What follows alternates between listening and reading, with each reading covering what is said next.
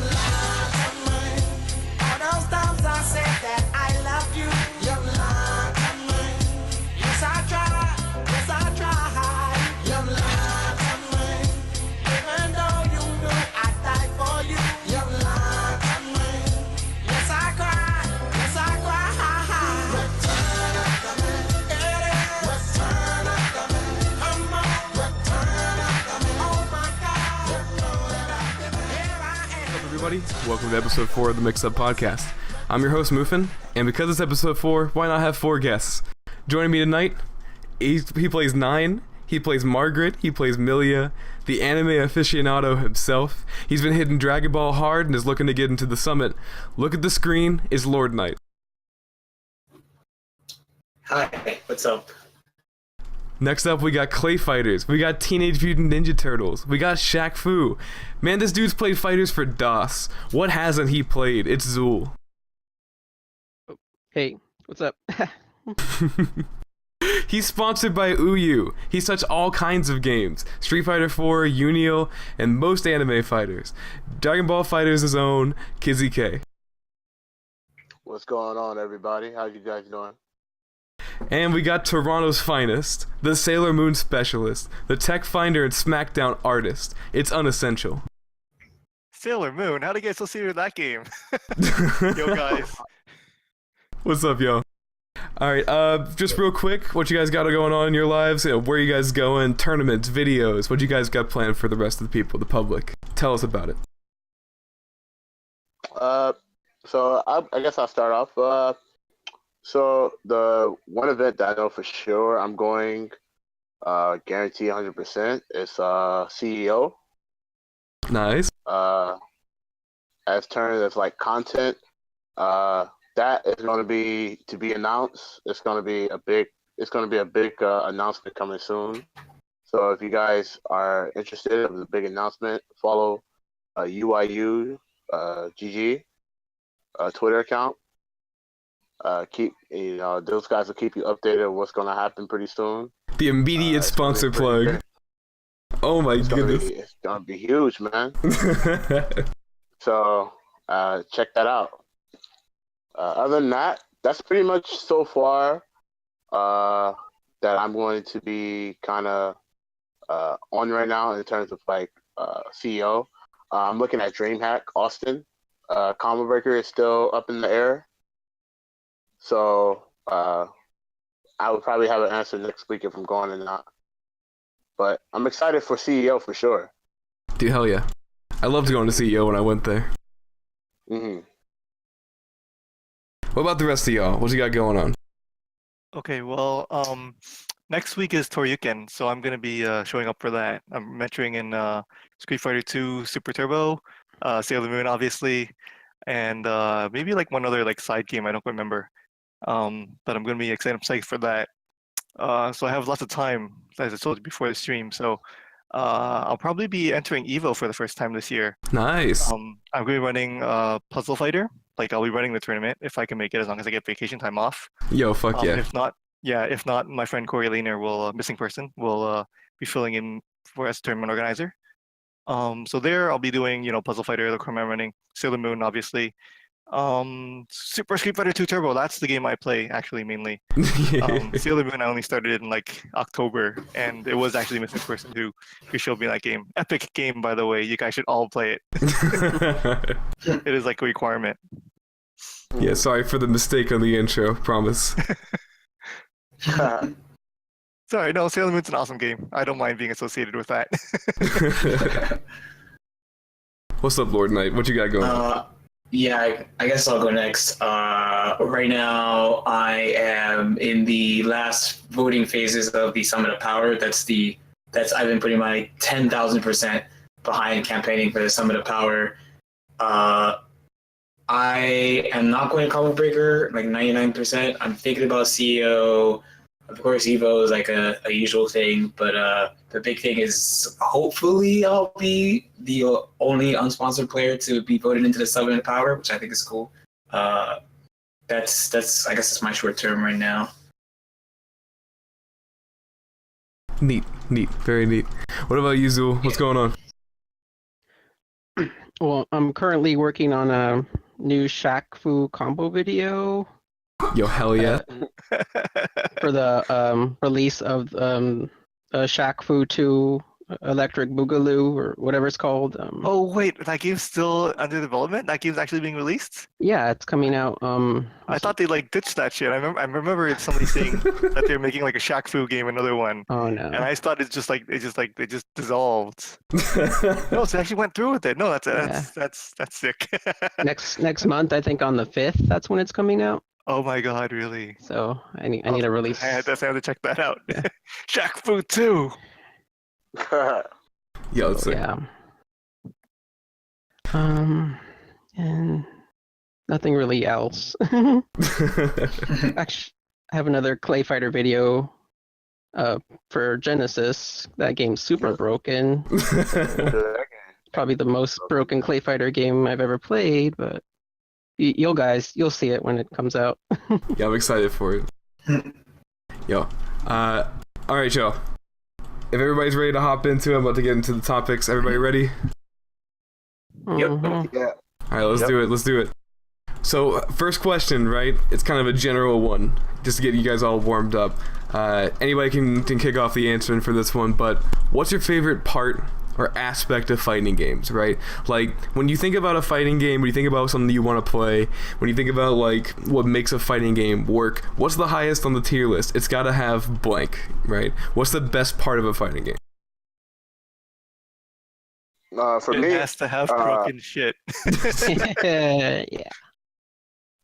Me, I think one thing a must for fighting game is like really intense player interaction. Mm-hmm.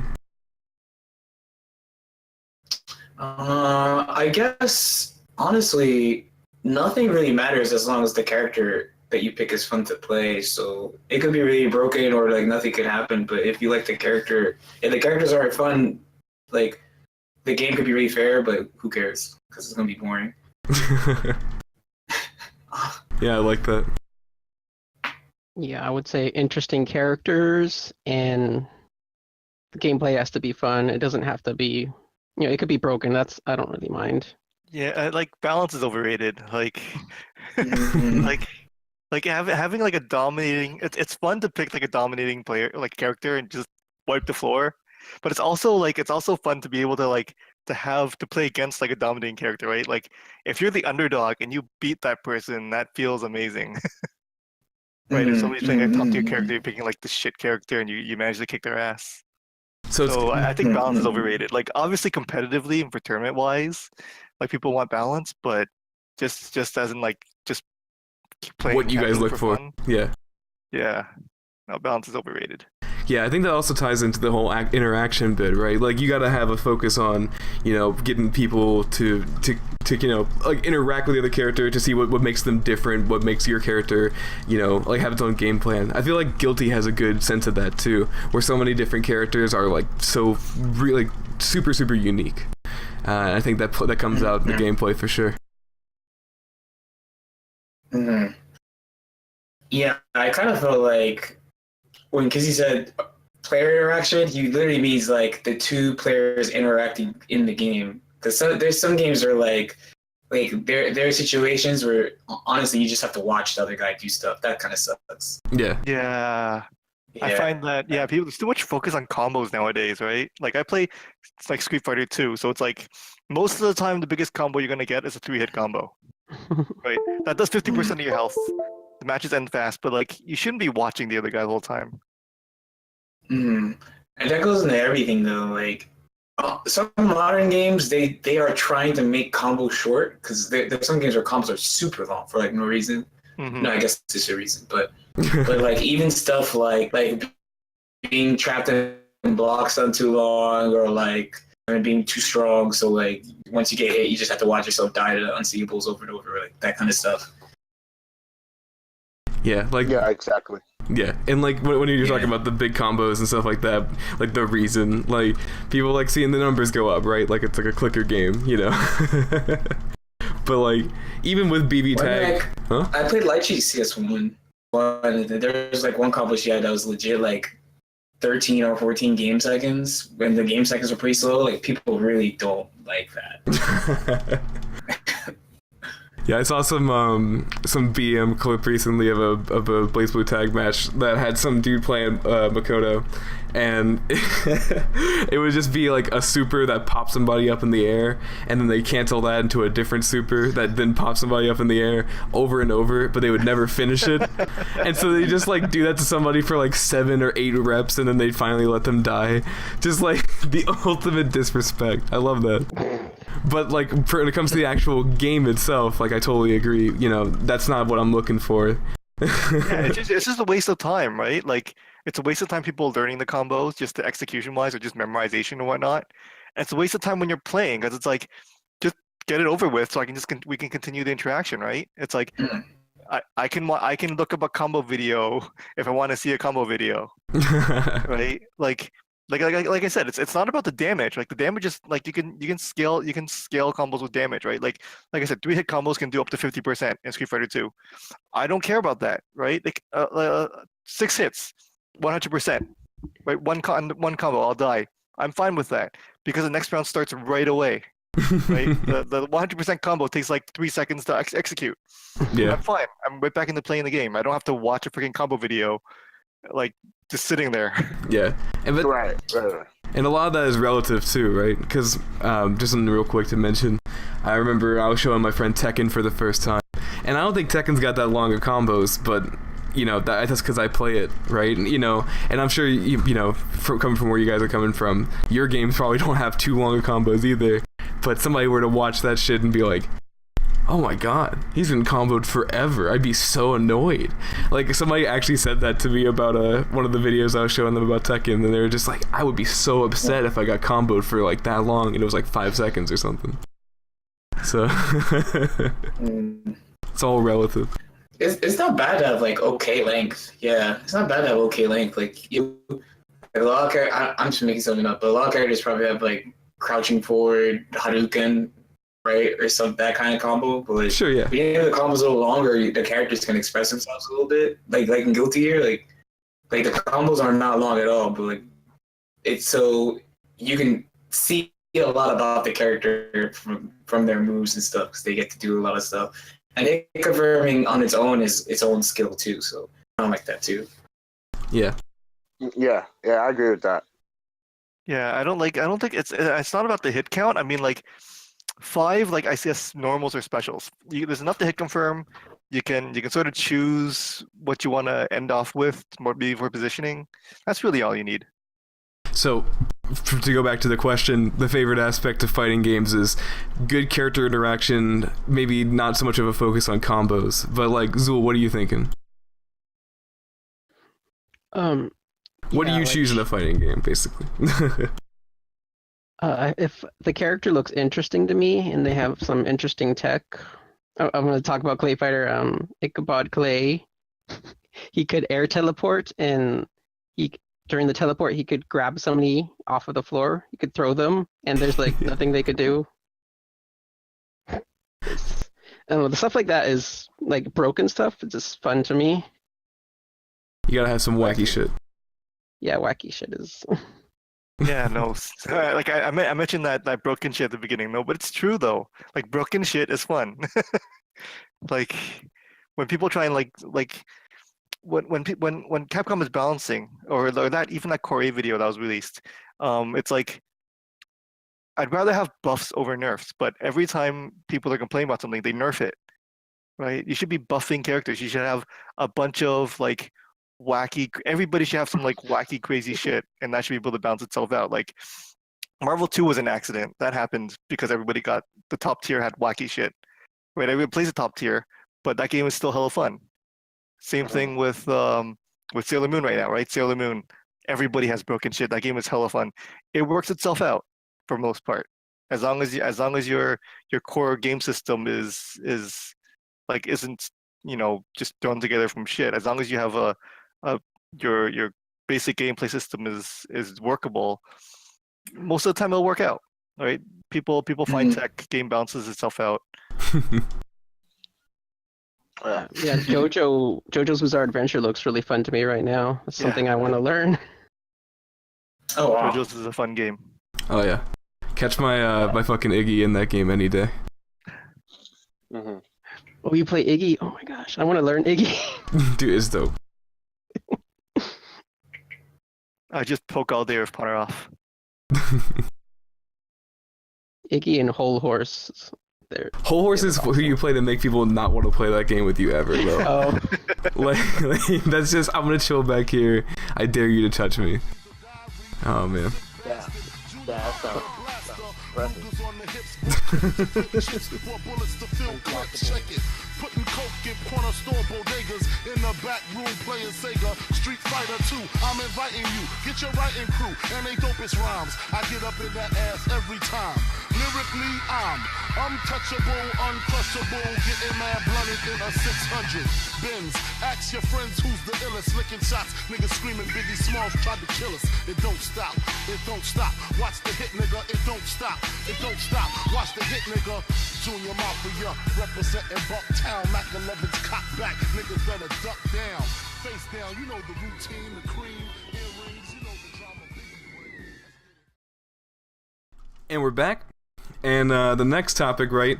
So there's a lot of talk about, games working themselves out, balance being, balance being its own thing, but really it's about characters interacting and players having fun with that system, right? So I guess a good question would be the following, or I guess I'll talk more about an article first, then I kind of ask the question after. So there's an article that I saw come across my timeline recently, and it was from shoryuken.com, and let's see here, I'm pulling it up right now. I'm actually going to go ahead and link it in the chat for the Discord right here. 1 second. Okay. Click. So Street Fighter V, it's a game everybody's either seen or touched or heard about at least. It's kind of hard to avoid it, but people have been talking about this, and Twin Galaxies talks about how, quote, Street Fighter V is the most top-heavy fighter in over a decade, right? That like it's so imbalanced, etc., etc. And they go on about this article for quite a bit, right? And I guess the question would be, or the topic is, with Street Fighter V being, the latest in the long line of Street Fighters, and it says over a decade, like that's a strong statement. Do you think games as they go later in the series are destined to get a little imbalanced like this? Do you think that's such a bad thing? Like, and I guess generally, what do you feel about this article? Personally, I don't really feel like Street Fighter 5 it's sort of not unbalanced. It's actually pretty balanced depending on like the games out right now, actually, believe it or not. The reason why I say that is because the way how the game works. The game has like input delay. There's a lot of 50-50 situations. It's more of like any character could win with the mechanics of the game, right? Mm-hmm. And with that like structure, believe it or not, any character could actually win. It's just the effort. It's just more effort of one character. You get what I'm saying? It's like, Abigail, it may not be as much effort winning with Zeku, or Zeku, you do more effort than winning with not. It all depends. But every character could theoretically win because of the vortex of the game. At the end of the day, it's a gamble. You know what I mean? Like, oh, if I do this, you have to guess if I do this, or you have to guess how I throw. And regardless of like if they're right or wrong, you're still at advantage. So you can still make some stuff happen. You know what I mean? Despite people complaining, and you see a lot of people complaining about it, but it's actually one of the most balanced games, believe it or not. Yeah, like if you look at even just the article title, is Street Fighter V the most top-heavy fighter in over a decade? So it's 2018 right now, and if you go back a decade, that's 2008. That's right before the release of Street Fighter IV, and it's the most top-heavy. Like you have Street Fighter IV, and you have Street Fighter V. Okay, that's a lot to compare to. If you just go just no, really, like if you just go just shortly before Street Fighter IV, like games were like super imbalanced compared to Street Fighter 4 and 5. Right? Street Fighter 5 is super balanced. But having said that, I don't think Capcom knows how to design their games properly anymore. Like Street Fighter 5, it's a lot of 50-50s.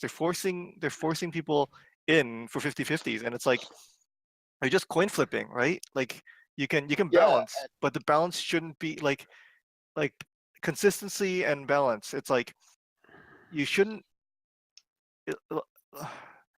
like it's easy to balance a game if you're forcing people to coin flip all the time. That was what I said to somebody recently. Because if you're coin flipping all the time, you're not gonna get like heads 100% of the time. Right. So if you based everything off of 50-50s and coin flips, you have a balanced game. But I don't like that's not the way you should design your game, right? Balance should come from design. And I don't think Capcom knows how to design their games anymore. They're just catering to like complaints from other people. I recently also said to a lot of people, Ryu used to be the example of like the best character design. He used to be the prime example of best character design because his tools always stay similar, and because of that, he was always at least mid-tier. He has the tools to deal with everything. Nothing's too broken. He's very basic and easy to understand how to play and what your goals are. But if you look at Street Fighter V, you took away his tools, right? His fireball is shit. His uppercut's no longer invincible. And I can go on about invincible uppercuts because people complain about invincible uppercuts, so I take that out. What comes next?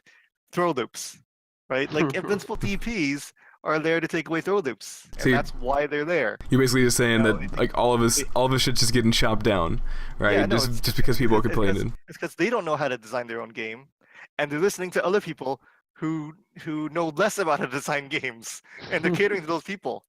So that's the clusterfuck we have for Street Fighter V. Yeah. So a lot of people, there's a lot of people who are newcomers into games, or like, people that just, they want to play, what's powerful, like, no player interaction. So, for example, when you're playing Ryu is very boring as a spectator, right? So for them to appear please the actual like crowd, you have to make things dynamic, and that's why there's people nowadays that really enjoy like games that are really broken, because it's fun when somebody is just like infinitely doing a combo, and the other person's just sitting there taking it, and you really feel good. Like you're just like, yeah, man, like I beat this guy up, and he couldn't really play the game, and it looks so cool visually that like people, that's what kind of things that people only like to do, and that's only their one way of like playing fighting games. So now you get like a bunch of personalities kind of like mixed up. Well, we want to play traditional, but traditional's too boring.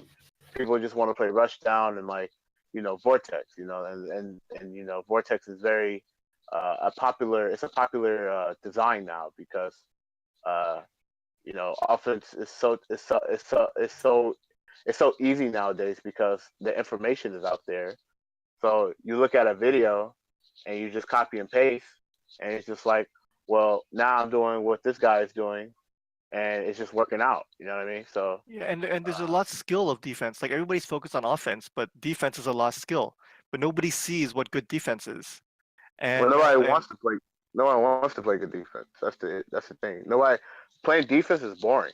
So when you play defense, you have to interact, and that's the problem with a lot of developers. I'm not saying that I love defense, right? I love defensive options. I enjoy defensive options because I feel like it's one of the most skillful things about fighting games, right? definitely, But it's what separates the top players. Yeah. yeah, but the problem is like when you have a big gap or defense is such a skill. Not everyone can like play defense, meaning that the skill gap is like going to be so huge that they're only going to be the same players that are winning all the time. I don't think And the that's a only way bad for thing. somebody, it's not a bad thing, but it's also it's also unfair because we can use it for example, people in this call for example, right? The guy that plays Clayfire, he like doing infinites, teleporting everywhere and stuff like that, like and beating the hell out of you. You just gotta sit there and hold it. You know what I mean? Yeah, He that's likes that stuff, But right? everybody And it's holds not- it. yeah. No, Yeah, that's the thing. Like I, when I play that's anime just fighters, when I learn an older uh game, when I learn anime fighters, when I learn something that's not Street Fighter Five, okay, huh. like I am sitting there just forever. If somebody's reasonable, like he doesn't have to be the great, he doesn't be even if he's like below average, as long as he's like a regular attender to tournaments, I am getting my Hmm. ass whooped if I've never played the game before. I'll get my ass whooped for at least 3-4 months. Okay, Right. I started Street Fighter Five at CEC. Why? Hmm. Because somebody made like a Facebook post with like the top tier, and I was like, oh, Guile's top tier. He has 2 special moves.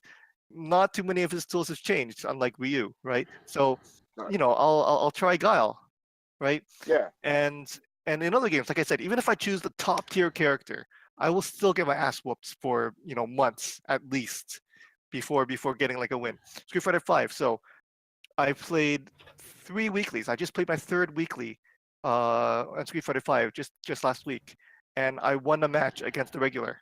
That should not happen after 3 weeks, 3 entries into a weekly.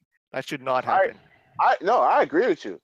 But I like I said, I'm not saying what you're saying is wrong, but I'm just saying that's where the new generations are That's where it starting is. to. I know. I hate it. Yeah, It's Yeah. horrible. and the thing is about it, but that's what happens when you have so many like mind, everybody say they want to be a competitor, right? I want to be a competitor. They wake up and say I want to be a competitor, right? But the problem is a lot of people don't understand the quality time that you have to put in training mode. Yeah. So when they have to go out their way and kind of like, man, I gotta do this. Oh man, that's mad work, Like I don't want to do all of that. And then, now people are just saying, well, defense, like why would I sit here and sit down and defend all day when I could just DP, it's invo, it's plus, and And, it's also my turn, and and I get to like knock him down and beat him down. here's Like the other people, thing too. Like somebody works so hard to win tournaments or to find a tech or to master a tech, right? What happens? Everybody complains about it. They get nerfed down. Like what the fuck? You put all that work into learning that shit, and you get to hey use it man, for one. You get to use it for one tournament, and it's gone because they're gonna nerf it. that's the nature of these new generations Oh because my god. they want to appeal to everyone. Everybody wants to be a competitor. So Yeah, and for everyone to be a competitor, we have to water down the stuff that is given to us. But they also could go the other way, right? Where they do simplify the game, but they also keep the access that makes a player strong, right? And Yeah. one of the big things that keeps a player like always good is defense, right? we can look at Ultra Street Fighter 4. Ultra Street Fighter 4 was a very defensive game. So a lot of people that are really good at defense and reactions and stuff like that, they're almost impossible to beat. Because there were so many defensive options. Like there were defensive OSs, there was it was backdash tech OS where you backdash and you tech a throw, and you ask yourself, how the hell you beat that? You know what I mean? Like so. That's exactly right. Like the barrier to entry can be low, and there's nothing wrong with that. But the skill cap, don't limit that. Just let that explode. Yeah, and right? The top players, it's good for their it's good for their earnings because they are not worried about what they're earning anymore because they can consistently get their payouts, right? And then everybody else, they have something to look up to, right? It's like, wow, like he's untouchable. That is my goal. I want to be like him. Yeah, and like the thing that I've been noticing though, right, where I talked to my friend who plays a lot of anime fighters and stuff like that, way more than I do, and he would talk about how like the patches happen too often, right? While with older games and stuff like that, that's something that just like your game is done. Your game is how it is, and you adapt and you learn and you grow with it, right? So like. That's why I love the perspectives I'm getting here. Zool, Lord Knight, you guys got thoughts on it? How do you feel about the top heaviness of older game franchises and the continuing patches? I think that I was reading an article. I think that was clickbait as fuck. It's mad dumb. That shit. First of all, they're like it's top heavy. They list like 10 characters that are top tier. Second of all, you have to consider that like. Especially Street Fighter 5 as an example is an extreme because they're not just playing for money, they're playing for mad money. They're playing for like life-changing amounts of money, like 250K plus for money, right? Of course people are going to play top tier. They're going to pick the characters that will help them be consistent over a long period of time. In a game really that's designed to be inconsistent. Exactly. Whether or not it's designed to be inconsistent is whatever. Like, because as far as Street Fighter 5, my understanding is they just want you to be. How do I express this the way? They want to be more accessible. So the way they did it is by reducing defensive technique a lot. I guess that's the easiest way to put it. So when people describe it as like, oh, everything's a guess, everything's 50-50, it's because a lot of the stuff that you would be able to do to mitigate that kind of mix-up is they literally just take it out of the game. Yeah, it's bad for spectators too. No, it's actually really good for spectators. It's so straightforward. Because for example, like if someone like Kizzy talked about backdash throw tech, right? If someone barely plays or doesn't play, and that situation comes up where the defender uses backdash throw, there's no way for the spectator to know. But if you're in a situation where literally all you do is block or hit a button, or like block or throw tech or something, and like the person throw techs or hits a button or blocks, it's so straight. Like there's nothing hidden. It's so straightfortime for the person watching. It's not about the people who are playing at all. Like, no, it's not about the person exactly. playing at all. People don't get the, every time people watch, it's like everybody thinks I can do that. And they don't. No, and that's what they want. No, that's what they want. That's what they want. Yeah, that's what they want. That's the thing. It's stupid. No, that's not what they need. Yeah, I'm not saying it's good. Yeah. I'm not agreeing. I know that. Yeah, I'm not agreeing. Yo, we're all on the same page here. This court's out of order. All on the same page. I'm literally not saying. I'm just saying. We can't do anything about it. That's the thing. We have to accept. But so when I read an article that has that kind of title, like for example, like I want Dragon Ball Fighters, right? That game is actually pretty balanced, despite a bunch of people using really similar teams.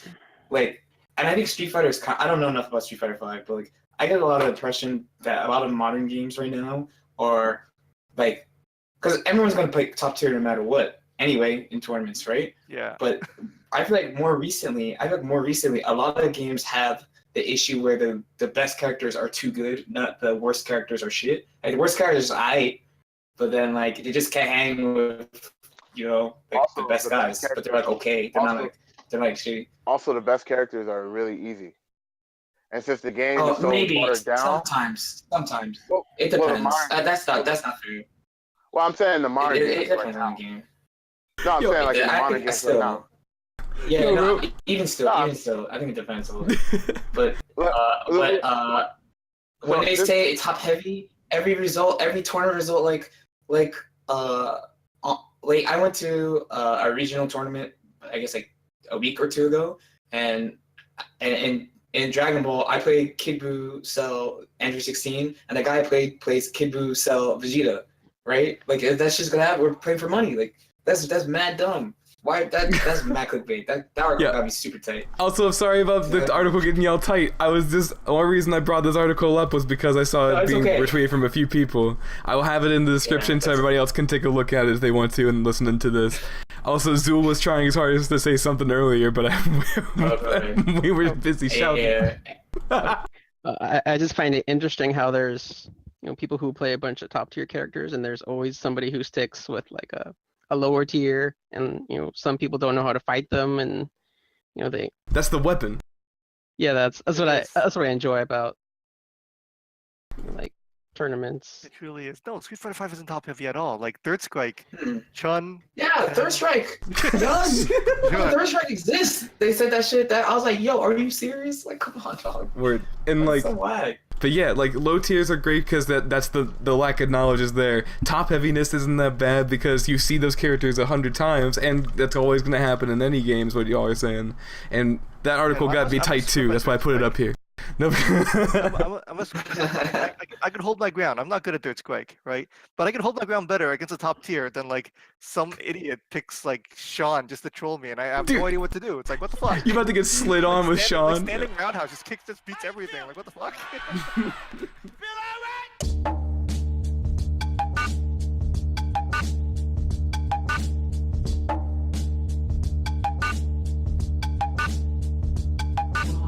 I'm so bossy, bitch, get off me. It's a different jingle when you hear these car keys. Your SL's missing an S, nigga. Your plane's missing a chef. The common theme, see they both got wings. If you fly, do it to death. It's only one God and it's only one crown. So it's only one king that can stand on this mound. King push, kingpin, overlord. Coast Guard come 100 going overboard. I got money with the best of them. Go blow for blow with any Mexican. Don't let your side bitches settle in. Might have to headbutt your Evelyn. Ballers, I put numbers on the boards. Hard to get. Alright, what's up, y'all? We're back. Street Fighter 5 is fine. We all determined after much debate. But the character balance is fine. Yeah. Lots of other problems. But there's something else that comes to us. A listener by the name of DR at Skeleton Fetish. He asked us a question. Any advice on getting people into a fighting game or building a scene? We kind of touched on this in other episodes, and it was more how important is it to go to locals. So clearly, it's important.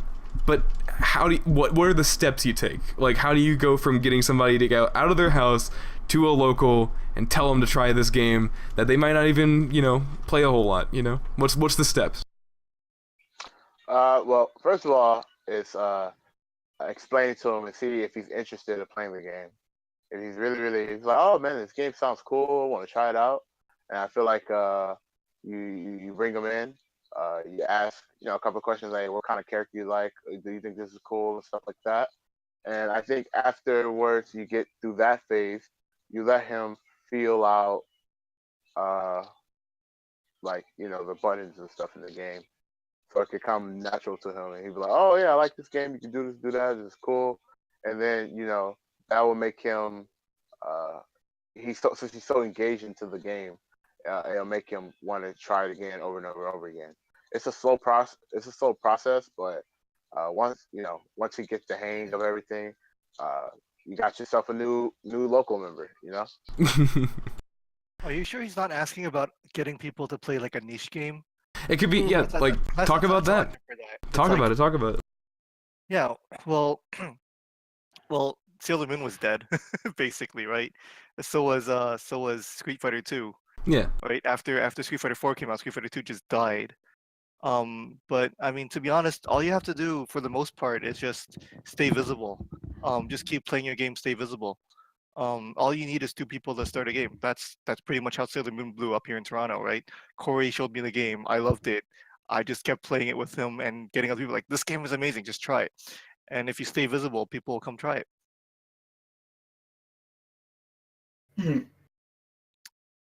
But like, what about starting a local, convincing people to get out of their homes and shit like that? Like, has that been a difficult process for y'all? And you know, how do you manage all that, especially in games that maybe are like super specific, hard to say. You never really you don't even have to go for like a local, like you only have to go for a local, like if it's only like 3 or 4 people, just in a basement, right? That was pretty much how the Street Fighter 2 scene carried over when I started. When I started, the Street Fighter 2 scene was like 3 people in the basement. And I joined, and I was the 4th person in the basement. And they would meet like every, whenever they had time. Just keep playing your game. Keep playing your game. Whenever you do have a local and everybody can make it, bring it to the local. Stay visible. Just keep playing your game. Ask people to join in. Some people might not. Some people might. If you play another game, that helps too, right? Because you know them from the other game. It's like, try this game. Everybody has their own. Everybody, like Street Fighter 5. So many people play Street Fighter 5, but they also have their own games, right? You give their game a try, they might give your game a try. You might find a new game that you love. Yeah. And Zool, correct me if I'm wrong, but you've been a part of Teenage Mutant Ninja Turtle tournaments before, right? Like at Xanadu, was it? No. No. But my friend, to be more crazy, he's really into that. Oh, okay. But I would like to go to one, but there's like nothing close for Ninja Turtles around here. Dang, yeah. My bad, but no, yeah, like I saw some stuff from To Be More Crazy, and I guess I got a little bit confused, but seeing people coming together for a game like that's that old still, and that specific and niche, I guess, is kind of heartwarming. Makes me feel good. Yeah. Another piece of advice I gave somebody recently was that like if you're in a situation like you, like nobody in your area plays TMNT, and you really want to be in the scene, like maybe somebody who like is in your area did used to play at one point, but not anymore. So it's likely that they traveled at one point. So yeah, sometimes just go travel just once, just to meet with another player of your game, right? And through them, you might be able to reconnect that contact in your local area, and then start a meetup again. So that was another tip I gave somebody recently. Just to sort of travel at least once to another scene where you do know somebody else is playing the game. And it's likely that they might have more contacts even within your area.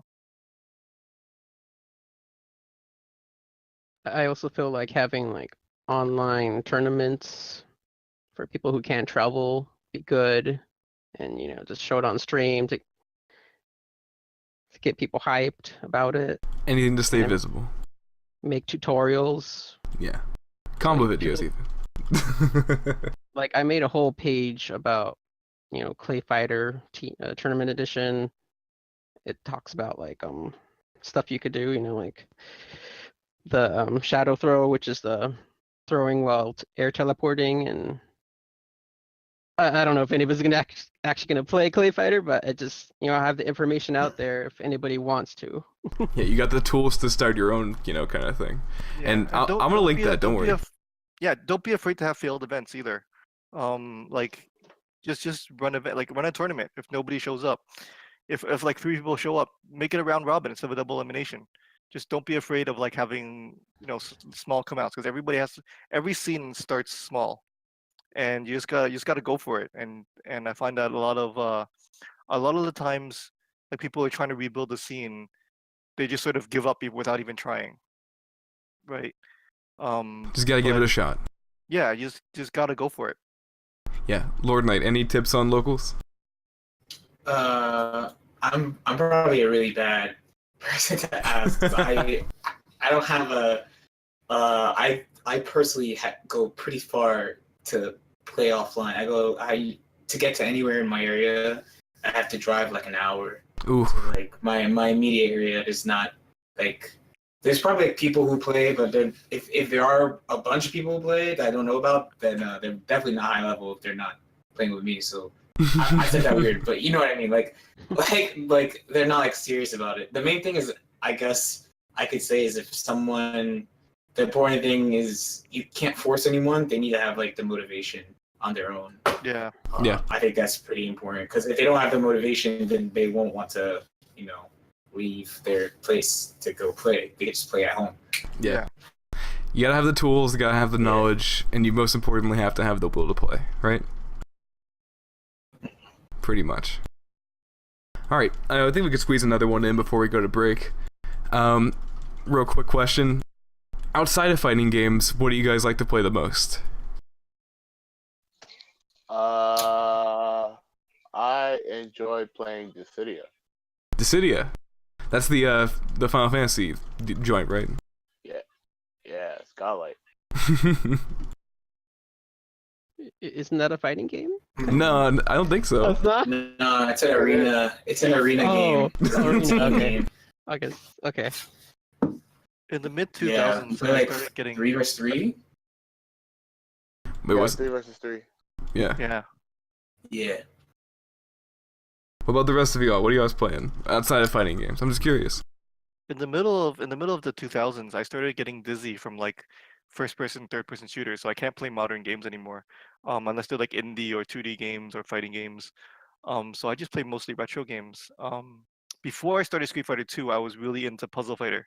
So I'm happy that that's in Anime Evo now, along with Sailor Moon. So Yeah, Puzzle Fighter. there's actually a decent enough scene for like I know it's not the exact same, but like there's puzzle scenes everywhere. Like it's kind of crazy. Where like I was watching some stuff from a speedrunning marathon where they were doing Pokemon Puzzle Challenge, and I thought that was really rad to watch. So like scenes for that kind of shit could be started up out of nothing too.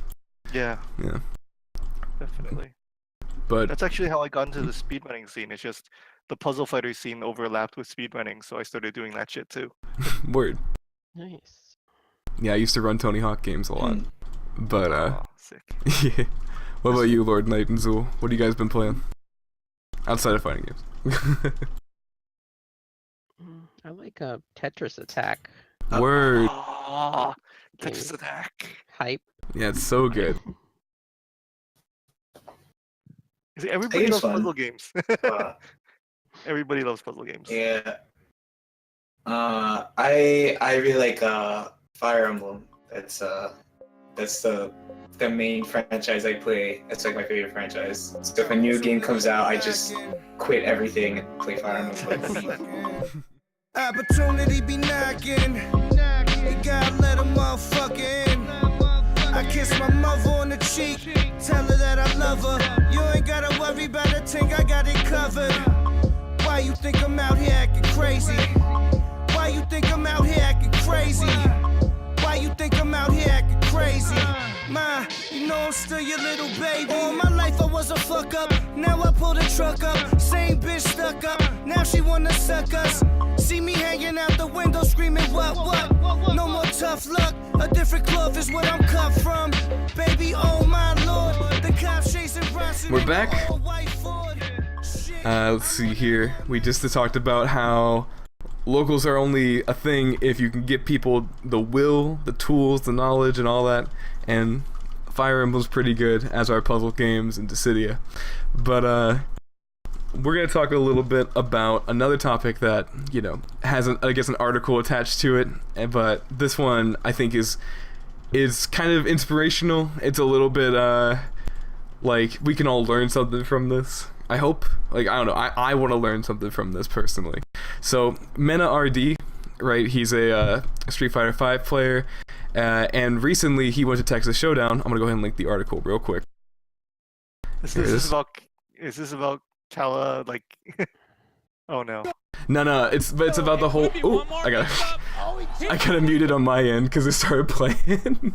Either way, so the audio is gonna, or the podcast is gonna hear it for just a second. But basically, he went to... Oh no, it's happening again! Shit, this has like 3 autoplay videos. Okay, we're good. So he went to the Texas Showdown, and he was obviously not the favorite.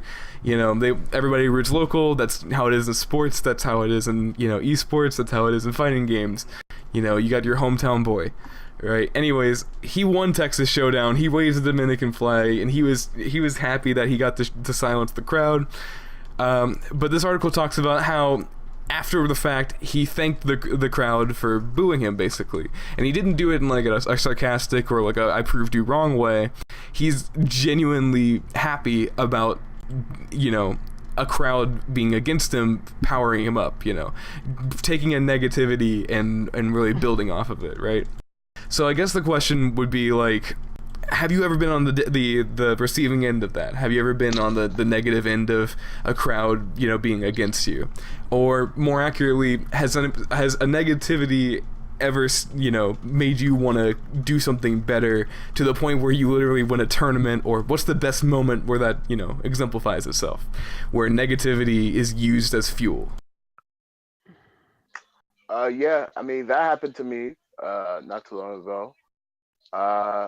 Tell us about it. You know, it's still, when you play Dragon Ball, you know, a lot of people, they like to sound like baboons in the background when their friend is doing combos and stuff. So, when you know you're defending, you know, people are yelling and stuff like that, and you're just like, what? Like, you know, you got to try to challenge them down, you know. And even when they're like through rounds, you know, you can feel their hypeness. So excited for their friends. And also there was a time where, you know, I wanted to prove myself in a game and I worked really hard for it. And you know, I used the negativity like my losses and, you know, people not wanting to play me because they were afraid of me for some odd reason. It definitely built a lot of fuel and, you know, helped me through my hardships and on the road. So would you say you would thank, you know, the baboons, as you put it? Yeah, dude. Thank the baboons, man. That's pretty much it. I guess I will go next. I guess this happens to be all the time everywhere because I don't have an immediate local scene, so I always play out of region. So you got, no matter where I go, I'm always out of region. You're never the hometown boy. No, not not even my home state, because the whole scene in my state is in the other part of the state. I live in like a different area where like there's not, like I said before, there's not a lot of players, so I'm always playing out of region. So that happens all the time. It's definitely not fun to be on the receiving end of that, but it's really motivating at the same time because basically when you win, they just have to deal with that. Now they just have to deal with that fact. They just have to deal with that fact. It's incredible. To be quite, I don't know about other people, but to be quite honest, like one of my motivations in the fighting games came from being constantly booed at tournaments. Damn. Just like just knowing that like people are rooting for you to fail, so you have to come up with it. Yeah, because it's a good feeling to. It's a really good feeling to do something that people don't think you can do. Yeah. To be honest, yeah. Yep. It sounds like you have to be a heel, you know, like a wrestler, like WWE. The Triple H of Dragon Ball. It's just like hometown stuff. It's just like hometown. It's not even Dragon Ball. It's like everything. Because like I said, like, even in my major region, you know. I think that's what it is. You're like, coming out. Yeah, it's like you're both too polite and you also talk at the same times. Yo, tell me what it is. Hold up. Yeah, there's a delay. Yeah, right? I know. So it's like we speak and we hear the other guy speak, so we both stop and we both start again. This person, it's like it's instant, so you have to feedback. You just gotta be like me and just power through the noise, just whatever. So, tell me what it is, Unessential. Tell me what it is. What's it like? Okay, no, I think it's like it's what he said. It's the fact that you're like the motivation. I think is that people think you can't do it, right? So it's like you have to you sort of prove yourself. That's what it is. Like I've actually never been in on the receiving end of a hostile crowd. I've always been a gatekeeper, right? Ooh. So it's like every time I've been in a high profile match, I've always been the underdog. And even when I traveled.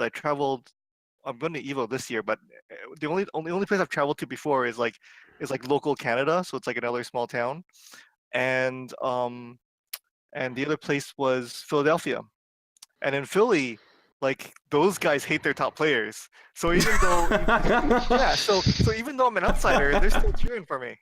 They hate their own top players. That's shit. I got Street No, Fighter that's 2, it's a small, true. It's No, that's Street Fighter most 2, games, it's a small actually. community. They play like top tier characters, so it's like I've never been receiving it. But even though I've never, but I can relate to what he said about just sort of like doing something that people don't expect you to do, right? That is a great feeling. Yeah. Sort of just overcome that, yeah. That's so weird to hear though from the Philadelphia scene, because like, you know, my background, well, albeit like not the biggest for local stuff, you know, with Melee, which is a game I used to play a lot more, right? That's a game that you have to go to locals for, basically. Like that's the fucking thing. And so like with that game, everybody loves their locals. Everybody loves their boy against, you know, the guy from somewhere else. And so, like, that's just so weird to hear that just, like, they're like, get up there, fuck you, yeah. Because I think it's like they're so dominant and they're using like top tier characters. So it's like... They're just sick of their shit. They just want to see them lose. Yeah.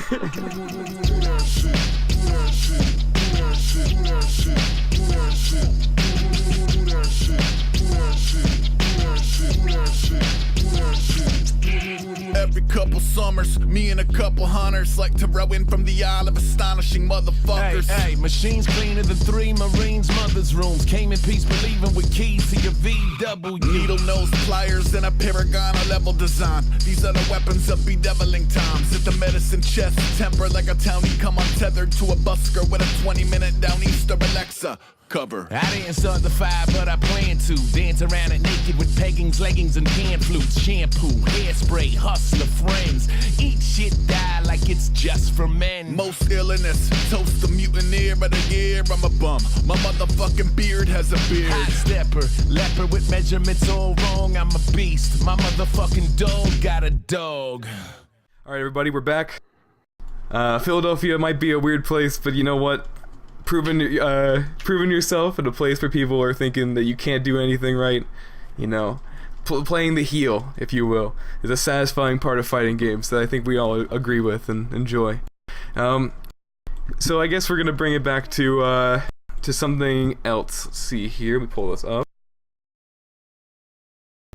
All right, this one's an older question. This one kind of comes from one of the earlier episodes, but I'm going to bring it back because we have a whole new set of faces. And, you know, you can kind of choose to answer this however you want, but how has the FGC changed since you got involved, right? Whether you've been here for, you know, a part of the community for not that long or for a long period of time, you know, things change and people, you know, what they want out of games, what they want out of spectator stuff changes too. You know, how have you observed that change? How have things changed since you got into playing fighting games?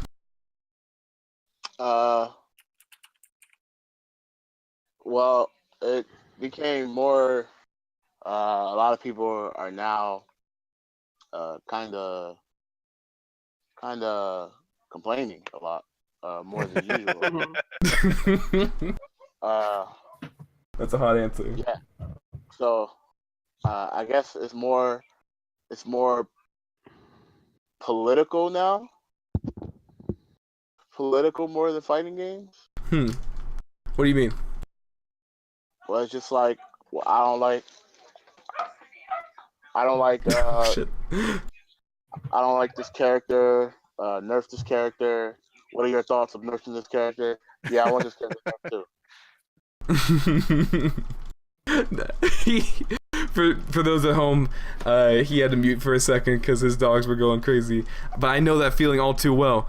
I think I had to cut out a whole section of a podcast a little bit ago because there was a small yapper, like a little Chihuahua mix that we call Snuggles. She was very upset about something, but no, I get it, man. But still, I think I agree with what you're saying. People like are louder now, right? Because of Twitter and like the popularity of social media, and you know the negativity surrounding things, and it's easier to start complaining. What do you guys think, Lord Knight? You know, sound off, Unessential. What do you think? So probably the biggest thing I noticed way more people play than when I started. And then I also noticed there's a lot of tournaments that are becoming like conventions now instead of like being purely tournaments. I think that's kind of cool. And I think we're going to see more and more of that. I guess there's some people who probably don't like that much, but I think we're going to see more and more of that as time goes on, and like more of like these types of newer games come out and stuff, especially if more licensed games like Dragon Ball comes out. Like I think we're going to see a lot more of that. People definitely complain a lot. I agree, Kizzy. People do complain a lot. And I have a lot of time to. I don't think your typical fighting game player who goes to tournaments does not actually do their due diligence. I agree. Because you can't help but complain. I agree. You can't help but complain. I complain a lot. But like, I also do my due diligence to deal with the shit I complain about. Because obviously, if I complain about it, it's a problem, right? So it's like you gotta find an answer. You gotta find an answer. But most people want the devs to have the answer instead of them having an answer. Which is kind of whack. But I don't think it's a super huge deal. It's just more pronounced because there are more of that skill level in the scene than before because there's just so many more players now, right? Yeah. Yeah. I see that. I feel that. And as part of like smaller communities and like, you know, smaller pockets of fighting game stuff, I'm very interested and curious what Unessential and Zool have to say about this, because it's easy to feel like you're over, like everybody's complaining, and sure, that's the case. Like I complain too, who doesn't? But like, how is shit in, you know, in Toronto? How is shit for clay fighters? You know? I think it's about the same because like I said, the game died. A lot of the OG people, they don't play anymore. So we are getting these influx of new players, and a lot of them are from newer games, right? And they sort of like they just don't get, you know, the whole history, the whole culture, and it's all changed since back then. Like when I started, it was I loved it because it was about the competition. It was one-on-one. You either got all the blame or all the glory. There was a lot of shit talking. It's awesome. And now it's like, you know, you won because of your character. There's less shit talking too. It's like the whole environment's changed. Um, right now though, it's like you know, it's I hang off the people, right? I try and preserve that history, the culture.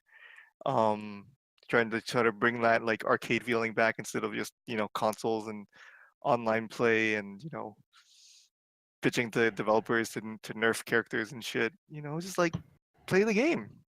It's too much about the money now, right? People are looking after these like, you know, $500,000 prize pools, even though like only like, you know, like 2% of players have a chance of winning it, but everybody's looking to that, even though they have no chance in hell of winning it. It's too much. Like the money's too much the focus. Like just play the game.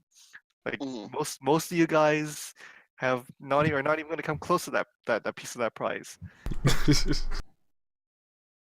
That's true. Like yeah, like hardly anybody's making money from playing fighting games, from like competing, right? Like streaming is a different story, right? Like merchandise, different story. But from being like a competitive player, no.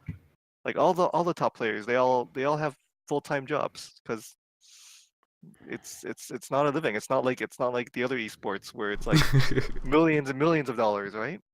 Yeah. Like they have more than 10 times our prize pool. Just do it for the love of the game. Different. Yeah.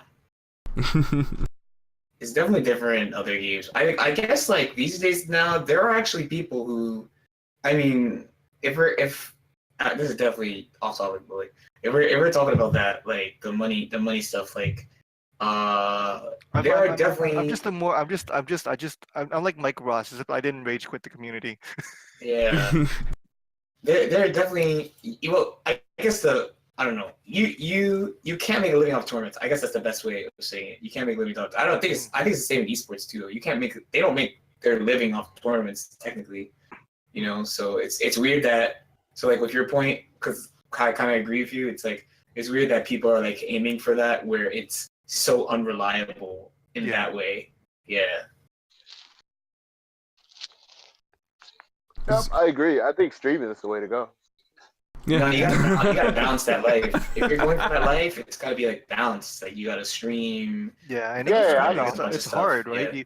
If you're making most of the people making money streaming, they're putting in more hours than a full-time job, more hours than regular full-time jobs. Mm-hmm. Like, but it is a lot of work. Yeah. Yeah, I think you misunderstand me. I meant like, you know, streaming is like one of the big roles, including going to you know what I mean? Yeah. Word. Yeah, not just like like full out stream. You know, I mean, it somewhat could happen, right? If you're one of the few guys, but not. It's so easy nowadays. You can't. But yeah, like I was saying, I feel like streaming, like being interactive and being designed like a certain way publicly, is a lot of stuff are really important. Yeah. And Zool, any thoughts? Well, I feel like a lot of stuff is more accessible. Like you could buy like arcade sticks anywhere now. You don't have to make your own. Or order one from like a Game Pro. Yeah. Like I was looking at old Game Pros, and you could like order like a arcade stick for like a Super Nintendo. Oh my god! I just looked. We all just recently. I pulled out an old Game Pro and I saw one of those ads for like an arcade stick, and the ad was like, the ad looked like it was like ripped out of our arcade cabinet, right? Like, this is like Street Fighter 2, but the button layout was wrong. It was like 4 on the top, 2 on the bottom. It was like Street Fighter 2 didn't have that button layout, and then that obviously was the layout they had on for the controller. But it's like. It's pretty good, but yeah, things are definitely more. It's like it's not right. But yeah, things are more accessible. You don't have to deal with that shit anymore. That's for sure. Mm-hmm.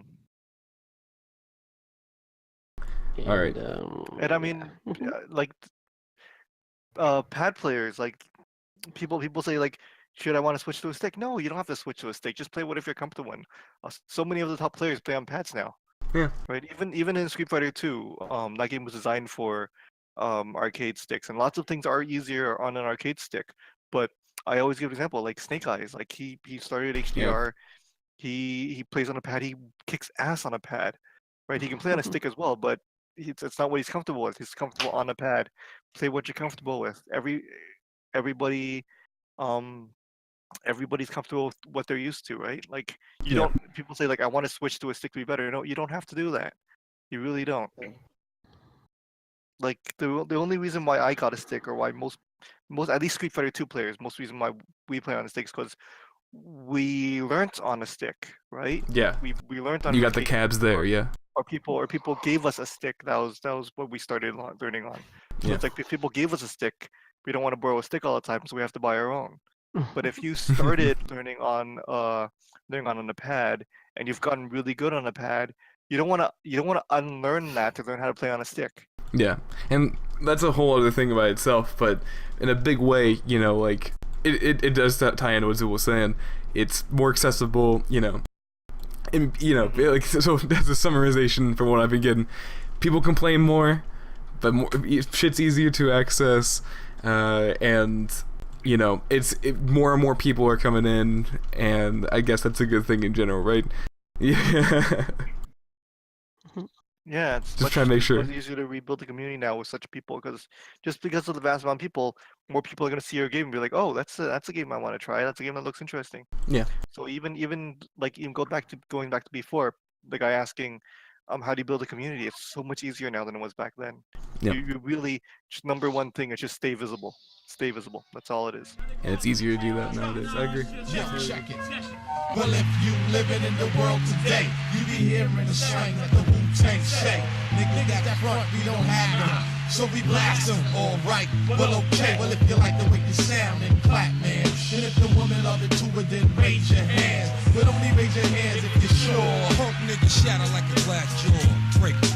My rhyme gross weight vehicle combination was too heavy for the Chevys, it's chased out the station. Double edge was the guillotine that beheaded it, gassed up, fucking with some regular unleaded shit. Heads roll on hillsides behind ropes that bind in. X marks the spot on the scope. Heavily armed military is necessary, it's a gamble. MCs bet they best at every powerful parable, release might harm if tampered with. set off and strike like pipe bomb. Flashbacks to the duel of the iron. We're back. We're gonna do some quick questions before we jump into it. I just want to give a big thank you to everybody that came on the show.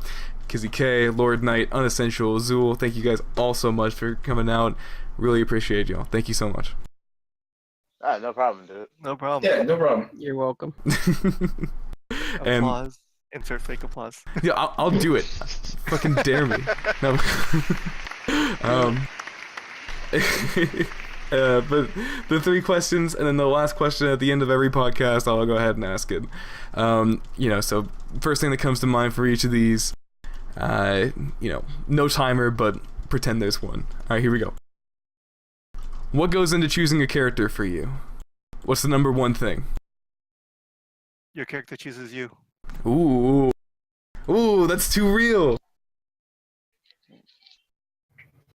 What about the rest of y'all? Mine is a complete character. Has to be complete. Ooh. Meaning that he doesn't have to be like top tier or anything, but if he could just win off just like basic knowledge of fighting games overall, and his weakness is if the player isn't good, then you can't really win well with him because you're very basic. Those are the type of characters that I play. So if I could play that character, I'm satisfied. I like it. Yeah, I just wanted to elaborate on what I said, because that seemed like a little bit too vague, even though it was an awesome. I loved it what do you call personally. soundbite. But like I feel like whenever I choose a character, it's just like I always try and choose a character, but whatever I choose never actually ends up being the character that I ultimately end up being the best at or that I love. It's usually just some character I try to counterpick or like somebody just said, play this character, whatever, and then I just try. I'm like, oh my god, I love this character, and I just naturally do better with that character. So I think that's really it. It's just mostly, especially now, like games are so much more balanced nowadays than in the past. You just have to try a whole bunch of characters until one just feels right. That's basically it, and that's why I say like your character chooses you. I like that. Yeah. I just try to pick the best character that's fun. It's pretty simple. Up there on the tier list, but still simple. Enjoyable. But that has to be though, because they're definitely like top tier / strong characters that are really boring to play, in my opinion. I don't like that, because the character has to be fun and strong. I guess those are the 2 main things. And really pleasing would be nice too. And you have to. Those are only a few things. And you got to be huggable, right? We talked about that, right? Like, you have to be able to hug your main. That's 100% true. Every single one. Zool, how do you pick a character? Well, I was gonna say they have to be fun, but That's it. That's not nothing wrong with that. but definitely they have to catch your eye. For me, I don't know. They have to look right. Yeah, to look right. Have nice tech. Like I don't really care about like if they're top tier or not. Just someone you could have fun with. I like that. Yeah, and between games, do you guys feel like there's a correlation between the characters you pick? Yeah. Yeah.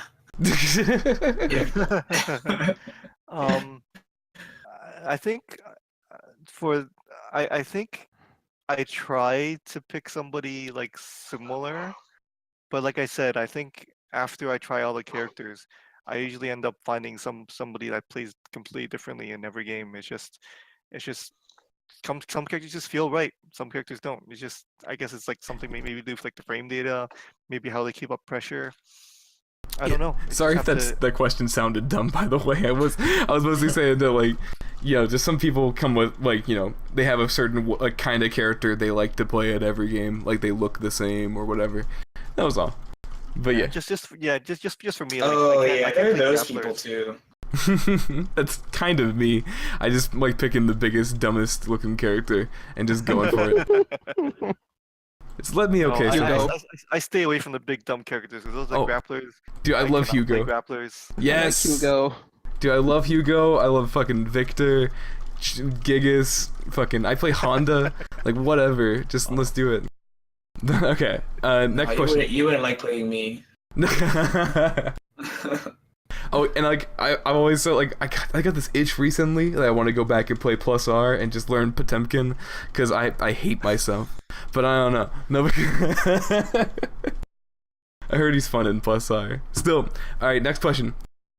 Who's your favorite player? Who's your favorite player to watch? Do you have one?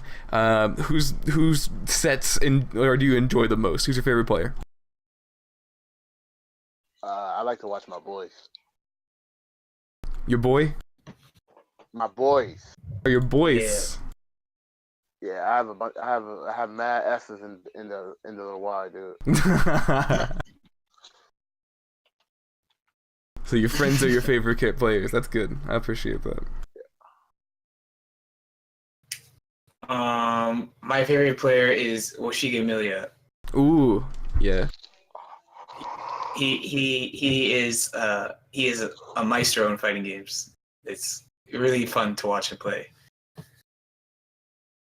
I fucking love watching him play. Yeah. What if I told you I was Bushiga? Oh shit. No. That's too hot. I see you, Kizzy. And I know you. I spelled it like this too. He's typing something right now. This doesn't play on the podcast, but I'll just tell you what he types. It says KizzieKay's type. Whoa, Washige. Oh no, it's better. Hold on, I'll be edited better like this. Hold on. I gotta be extra ignorant. Hold on. So it's like whoa, and then like sh. Okay. With the multiple I's, and then the GAE. Whew. Can't believe it's Washige in the house. But Unessential, Zool, who are your favorite players? My number one would probably just be Otochin because I played Chun in Street Fighter 2. She's not top 4, she's top 5. Most people agree, and yet Otochin just she's like the winningest player in Super Turbo, and it just shows me like the potential of that character. Like I can keep on this player and I can be that awesome at the game. Just in general though, like I love people who when they're playing, like if you look at their expression, you can tell they're just enjoying the game. One guy I met last year, Koeman, he came from Japan. Like he's doing crazy shit, but he's laughing and he's laughing, he's having fun. Another example, oh my god, Mars Gotti from Philadelphia. That guy is amazing. He's a blast to hang out with, and he's another example of those guys. He's always has a smile on his face. He's always looking like he's having fun while playing the game. Yeah, that's important. Even when for he's sure. salty, he looks like he's still having a blast. Word. I love watching people who just love that game and just they're just having fun when they're playing. Yeah. Zool, who's your favorite? You got a favorite? Okay. I know a lot of people don't consider Melee I do. game, but Fuck those people. Oh, Amsa, dude, fuck yeah. I love Amsa. he plays Yoshi, and he just, even though he doesn't like win a lot of tournaments, he still stays with his character. Yeah, and he exudes happiness. Absolutely. Yeah, He's he, the like, poster parries child for that stuff. shit. Yeah. Awesome. He does the crazy fucking tech. He's always happy when he plays, win or lose. Absolutely. That's like. I think I saw a video. I think somebody showed me like maybe like a year ago. It's been a long time. I feel like it's about a year ago. Somebody like just that like a Smash video came out even like it's rare that a Smash video will spread to the rest of the FGC. But yeah, it was like a Yoshi player, and everyone's freaking out. Like this guy who's playing a low tier character, he's kicking ass. I Yeah. think it might have been the same guy. Yep, it's probably him. Yeah, He's that guy. the Yoshi. He has a whole fucking country on his Yeah, back. no, Shit's wild. that guy. I love watching him play. Yeah. All right. And last question before we get into the last question of every podcast, but still the last, somewhat quick question. What's a fighting game that needs more love, and why? And another episode. What's a fighting game that needs more love? Like, what's a fighting game that people have written off? Because, like, in another episode, we talked about, people publicly executing a fighting game and, like, just not giving it a chance. What's a fighting game that you feel like people either have written off, or it's too old, or whatever, that you think if you put it down in front of people, it's still fun? Infinite? Marvel Infinite, yep. Infinite's a game that needs more love. Melty Blood. Word. Whoa. I'm out of here. Oh shit. Yo, I'm actually gonna get a Melty Blood player, Scrot Vermillion. He's I'm trying to get him on here for a while now. Name drop B to him. He's probably gonna feel some type of way. Or maybe he's just good at say. I don't know. He's the best Melty Blood player right now. I used to be the best Melty Blood player until I stopped playing. I left on a high note. Some type of way. Maybe. Yo, Unessential, favorite character, or not favorite character. Shit, that question's already done. Game that people have written off. I want to say anything retro, but as people were talking, I was thinking about that game David Serlin made. Fantasy Strike? Like he Fantasy Strike. That game's godlike. I played that demo. Oh my god! Like I hated what he did with HDR. I hated what he did with Puzzle Fighter. But damn, Fantasy Strike, when I tried that demo, I had so much fun. That game was so broken. Dude. I love broken shit. That's what it is. We were talking about that game recently, and a lot of people had a lot of criticisms, but from the little I played of it, I think it looks like there's a lot there. Still, Zool, what's your game that deserves more love? You played so many goddamn games. I'm waiting for it. It's not gonna be a surprise. Let's go for it. Clay Fighter Tournament Edition. Fuck yeah! Just, like, all the characters are viable. Is that a hack? No, it's No, it's legit. Yeah, it came out Tournament only Edition, like okay. in Blockbuster for but Oh really? Yeah. it's like in the first game, like after 2 hits, like nothing else combos. But in like the next one, they were like, fuck it, and they just like everything combos, like everything could juggle, like everything's just broken. And it's a good time. Sick. All right, Joe. Tournament Edition's the broken one? Yeah, Tournament Edition. Okay, Yeah. I have to check that out. Well, they're all broken. but- Yeah. Dude, Sculptor's Cut's the game I played as a kid. It's great. Oh, that's actually pretty fun too. Yeah. All right. Once again, everybody, thank you so much for coming on the show. Here comes the last question. I ask it at the end of every podcast, and it makes me feel real special every time. But I really do appreciate you guys making time out of your day to come by here, especially on, like, it's a Sunday, it's a busy Sunday, it's a holiday, it's all those things. Shout outs to all the moms out there that are listening, like, whatever. You know how it goes. But thank you again for real, all you guys. Appreciate it. And here's the last question. Why should people care about fighting games?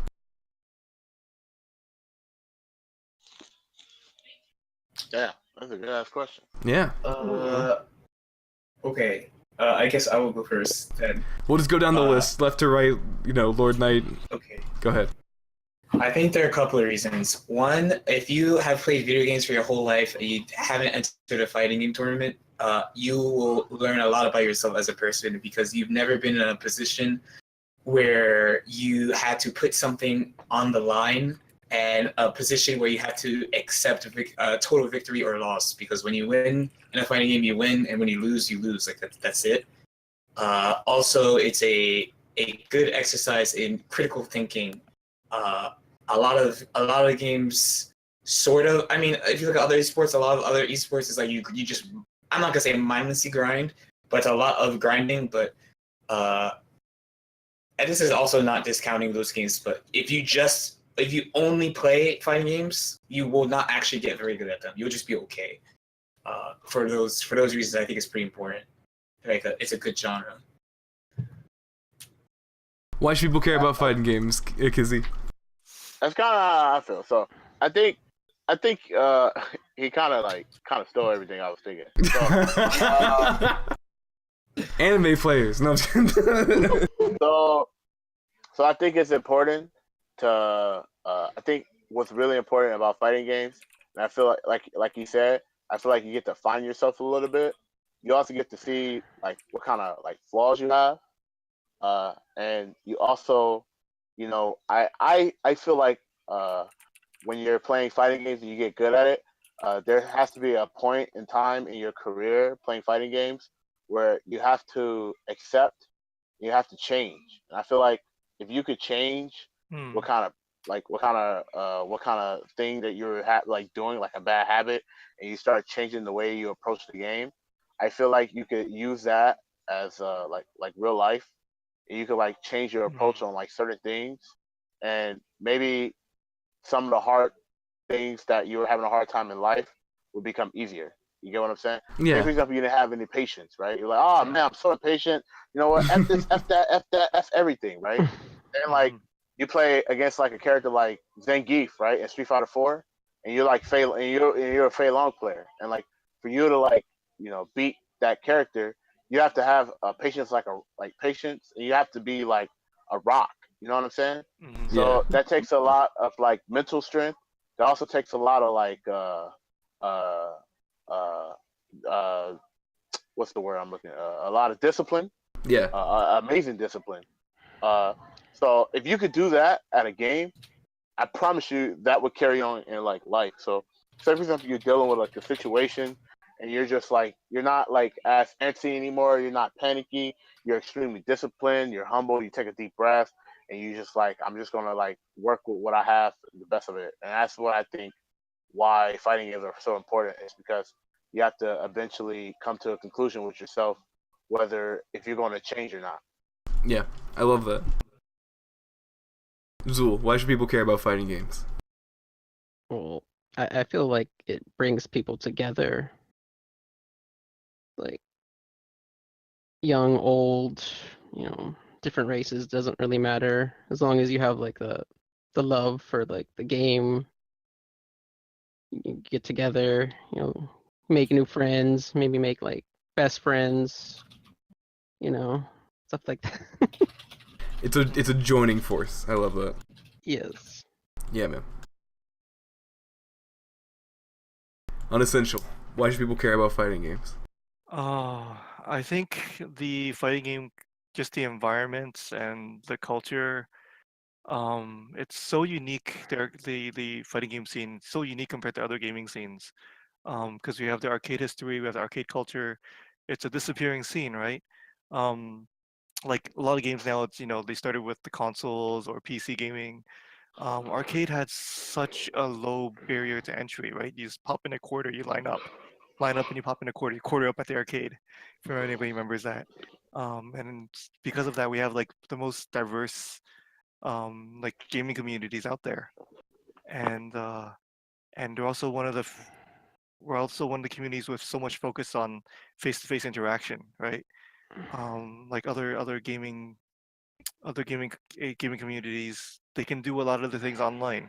Of course, we can too, but it's like the actual quality of online play is so much worse compared to other communities that we really have to focus on face to face. And I think that's why, because it's the people, it's the history, the culture, it's disappearing. I think you just got to experience it before it's gone, right? The other most other arcade games, they're not competitive. Like some are, right? Like Windjammers, puzzle games. Hold on, don't sass Windjammers. No, I'm just kidding. No. I'm saying no, I'm just other kidding. games are competitive. For example, Windjammers, which is an awesome game. I love that game. I have the arcade board. I fucking love Windjammers. It's an amazing game. Like I said, but the vast majority of arcade games aren't multiplayer, so you don't get that interaction. So definitely, fighting games, you get to experience like sort of like that relic in history. Yeah, I love that. Awesome. I love the answers. I always love the answers to those questions. I say that every podcast, but it just makes me feel so good. Thank you guys so much for coming out. Thank you so much for coming by and answering these questions and let me pick your brain. I appreciate you all a lot. Got anything left for the viewers? Anything for the listeners? Don't be whack. Don't be whack. Tune into Anime Evo in August. Yeah. Don't be whack. Tune in Anime Evo. I think that's the two big things. Stay playing fighting games, yo. Yep. And with that, I'm just gonna go ahead and do it. Thank you guys so much. That's been episode 4. Good night, everybody. Good night. Peace out. Good night.